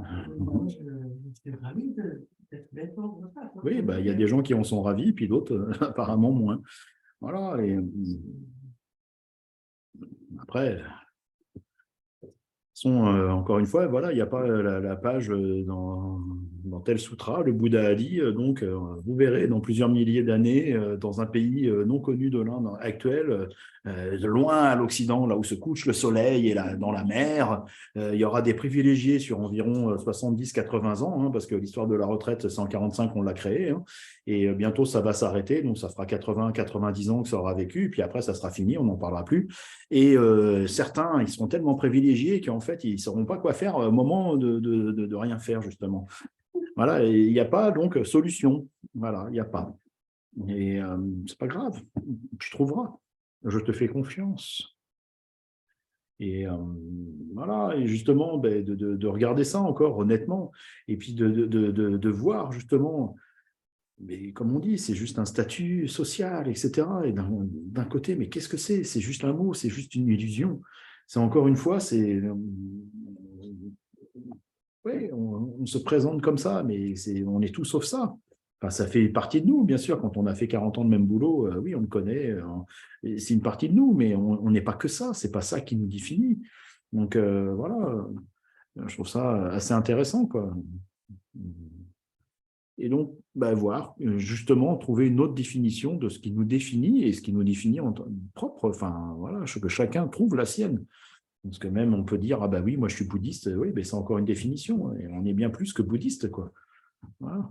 On pourrait dire, je suis possesseur du Tathagata Garbha. Tu fais quoi dans la vie? Voilà, tu fais quoi dans la vie? Eh bien, j'essaie de laisser émerger mon Tathagata Garbha et j'essaye d'empêcher, j'essaye de m'empêcher de bloquer son apparition. Voilà. Là, les gens vont nous regarder bizarrement. C'est sûr que c'est plus simple de dire, je suis comptable, ou cuisinier, ou infirmière, ou que sais-je, c'est sûr. Ça, parce que justement, là, ça peut, quand on dit ça, ça détend les gens en face. Ils se disent, ah oui, il est normal, quoi, celui-là. Alors que je suis en possession du Tathagata Garbha et j'essaye de m'empêcher, d'empêcher son apparition. Voilà, j'essaye que le Tathagata Garbha émerge. Et là, effectivement, bon, en même temps, ça peut donner suite à certaines discussions qui peuvent être intéressantes. Mais voilà. Donc, tout ça, c'est juste, on peut voir justement comment on essaie, enfin, comment on essaye de s'accrocher. Enfin, l'ego, il s'accroche à tout ce qu'il peut, quoi. Tout ce qu'il a, entre guillemets, sous la main, il en fait, tac, voilà, tac, il saisit. Et il freine quelque part l'ego qui est vide, justement, c'est juste une pensée. Il n'a pas de substance, comme je dis, moi je l'appelle truc, donc on l'appelle esprit, on l'appelle conscience, il y a les jolis noms maintenant qu'on a créés, le continuum de conscience, des choses comme ça. Moi je l'appelle truc parce que c'est plus rapide à dire, mais ce truc-là, il n'a aucune consistance. Voilà. On voit, il a évolué quand on réfléchit à quoi on ressemblait physiquement quand on avait 20 ans. Qu'est-ce qu'on avait dans notre tête quand on avait 20 ans et maintenant, etc. Nos goûts musicaux, nos goûts culinaires. Voilà, il y a des fois, il y a des trucs qu'on mangeait quand on avait 20 ans. Voilà, maintenant, on se dit, j'en mange 2 cuillères, ça va aller, mais la troisième, il y a le foie qui dit non, ça passe plus. Donc, hop, je renvoie tout, etc., etc. Voilà, donc on voit intérieurement, on a changé et nous, on pense qu'on est cette espèce de bloc monolithique comme ça et on s'identifie, une identification qui est erronée.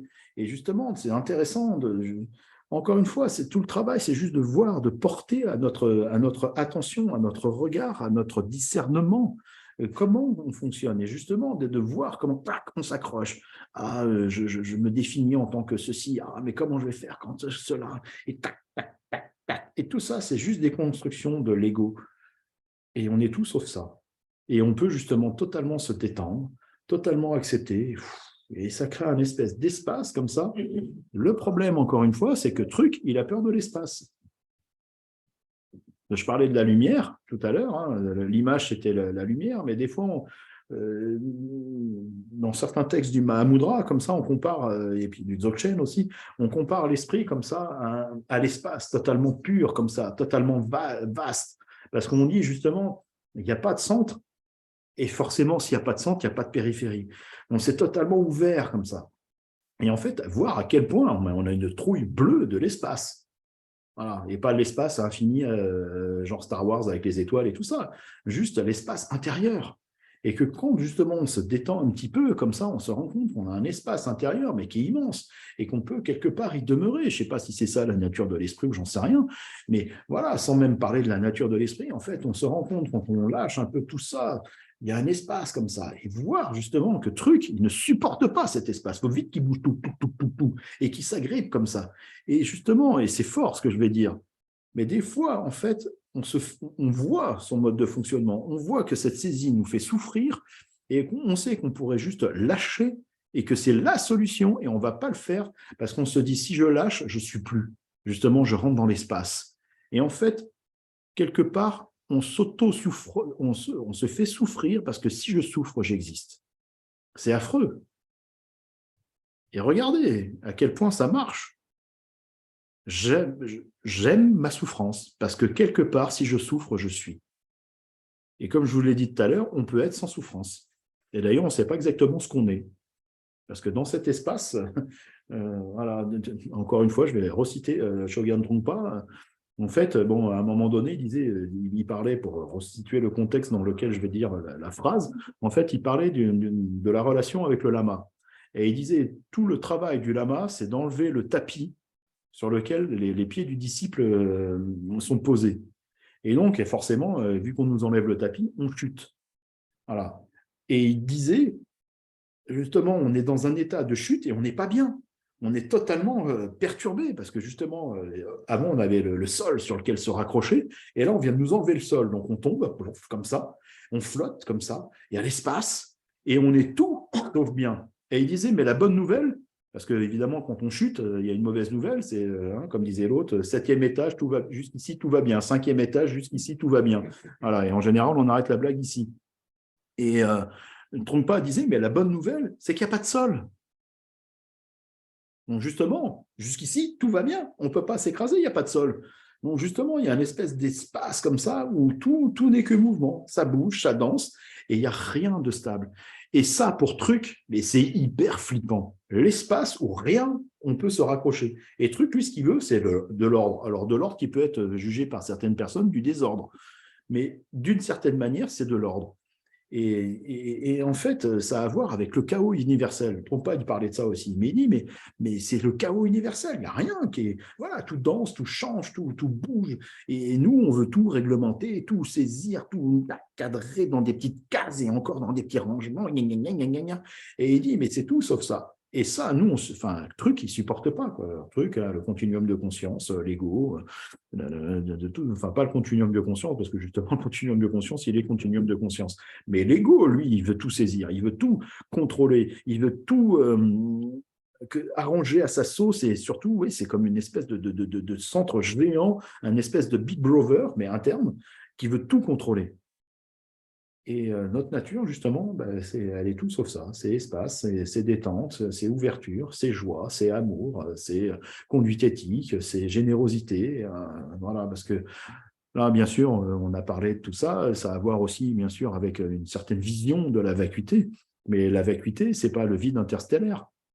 Ce n'est pas une espèce de vide noir, comme je blaguais, genre, je ne sais plus si c'est chez vous que je l'ai faite, mais pour moi, la vacuité, quand j'étais jeune bouddhiste, c'était un espèce de truc comme dans Star Wars, hein, comme ça, où ils sont en hyperespace, et puis d'un seul coup, le Millennium Falcon, là, il est bloqué, là, ils sortent avec des espèces de combinaisons dans l'espace pour réparer le truc. Voilà, donc on se dit, c'est tout noir, c'est visiblement froid parce que c'est des grosses combinaisons bien étanches comme ça, il n'y a pas d'air, donc on étouffe. Et si on y va sans air, on va mourir. On se dit, waouh, ça, c'est la nature de l'esprit. Ouais, c'est intéressant. Et justement, je crois que la vacuité, c'est tout sauf ça. Donc, c'est vide de tous les concepts qu'on veut bien y mettre, de toute la saisie égoïste qu'on veut bien y mettre, de tout ce truc. Et c'est en même temps tellement plein de qualités. C'est autoconnaissance, c'est de la joie, c'est de l'équanimité, c'est de l'amour, de la compassion, de la sagesse éthique, de la générosité. Et je ne vais pas tous les citer, parce que demain, j'y suis encore. Et c'est ça notre nature profonde. Donc, réjouissons-nous et essayons de la laisser émerger. Et je pense que nous pouvons terminer là-dessus. C'est beau et poétique. Putain, des fois, je suis en forme comme ça, je m'étonne moi-même. C'est les repas de Brigitte. C'est ça. On avait dit, on ne donne pas son nom. Voilà. Ouais, mais tu sais, elle est connue. Elle est connue. Oh là là. Ah, il y avait un secret et tout. Je pensais que. Ils ont raison. Ils ont raison. Parce que c'est nous qui l'avons.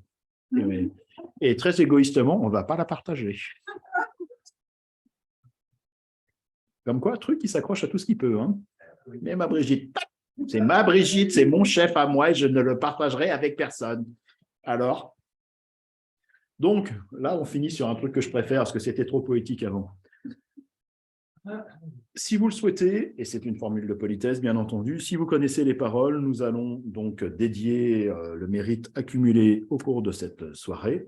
Et si vous ne connaissez pas les paroles, encore une fois, vous pouvez juste penser avec vos mots à vous, par exemple, puisse le mérite accumulé au cours de cette soirée être dédié pour le bienfait de tous les êtres.